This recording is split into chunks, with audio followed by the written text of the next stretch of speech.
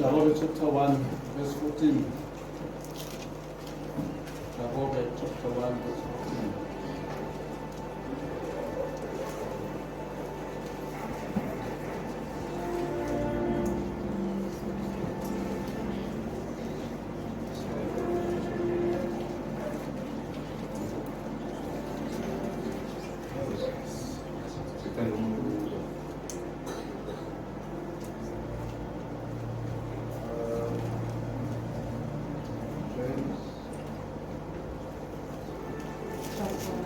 Chapter 1, verse 14.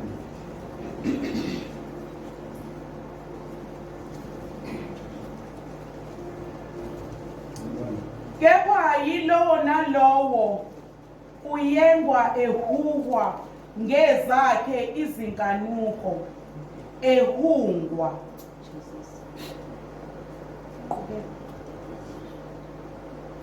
Uma inkanuko isithathile ibeletha isono, nesono sesiphelelisiwe sizala ukufa. Baba siyabonga izwi lakho. Khuluma ngalo Nkosi emini engathi uyaqala. Babona amandla siyamazi umntwana simjwayele. Kodwa ke sizwe wena Nkosi ukhuluma ngaye ekseni.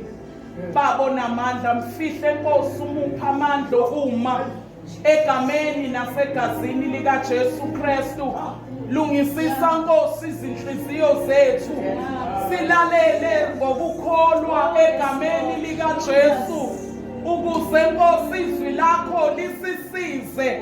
Siphume Nkosi singafani nokuba besingenile. Namanje ke Baba sikunikeza udumo lukufanele njengoThixo in Jesus name. Hallelujah. Amen.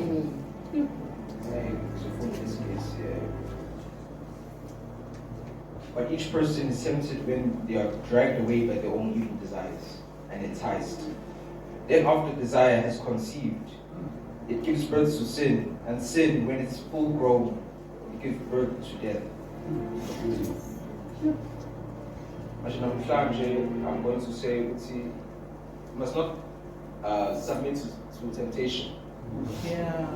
Because if you submit to temptation, it leads to sin. And as the scripture says, sin leads to death. Yeah.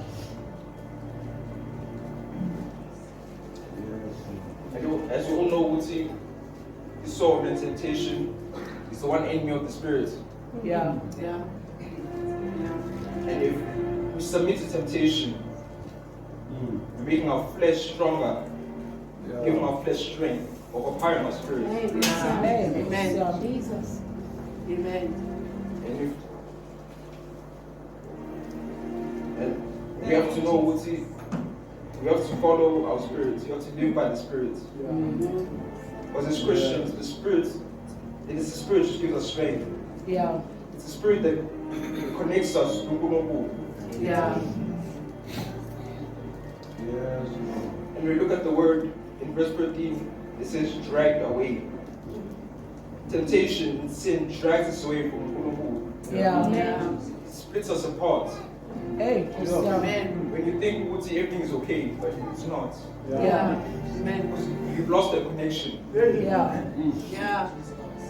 When Luke chapter 22, verse 40, it says, pray that you not fall into temptation. Yeah. Amen. Prayer is the only way. Prayer is the only way to free us from the chains of sin.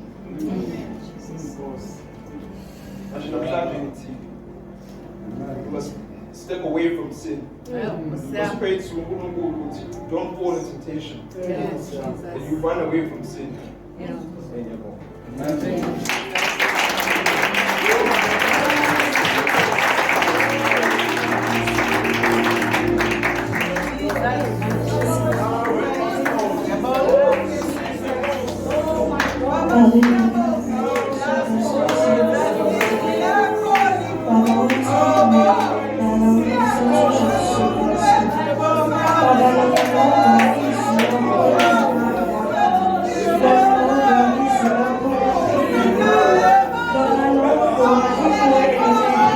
Baba